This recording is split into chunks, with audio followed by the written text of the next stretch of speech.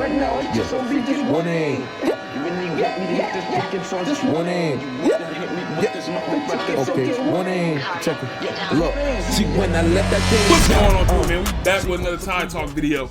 We here, people. We here. My hair is all messed up. I took a shower. Had to wash my hair. You feel me? You gotta wash your hair. Good hygiene. You know what I mean? So we had to wash my hair.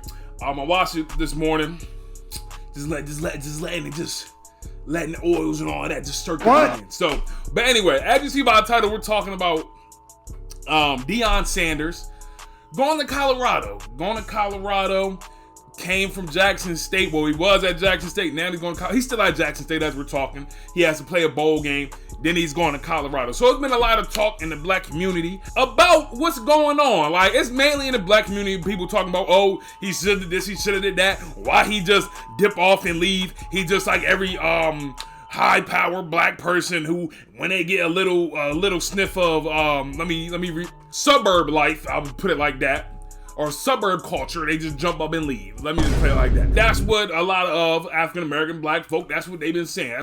My opinion on the whole situation is, I'm cool with Deion doing this. Like, I'm cool with the move that Deion did. Deion has always said what his plan was going to be. If Deion Sanders always wanted to go to a Power 5 conference, he would have never went to an HBCU. He would have never did that. He's Deion Sanders. He could have had a lower like FCS school. He could have came to the freaking Delaware if he wanted to, if that's the case. He could have went to another FCS school out like Townsend or something. But he did. He went to HBCU. He wanted to change the culture. He's been saying that. He changed Jackson State University.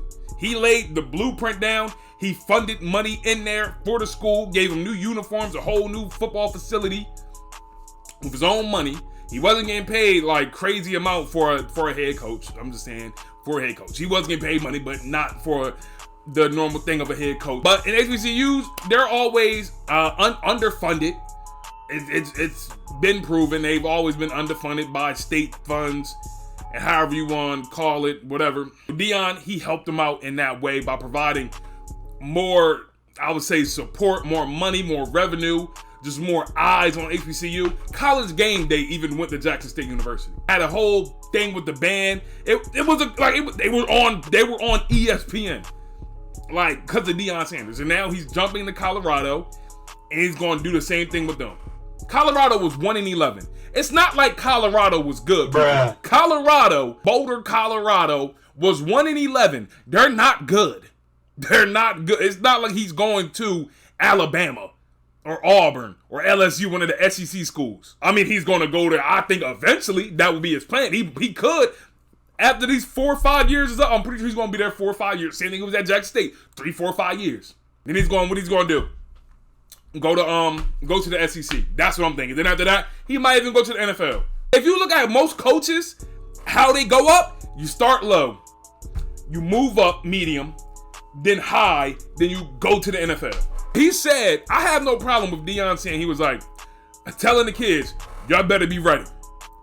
And y'all better hit the portal. Because if you don't, you gonna make room.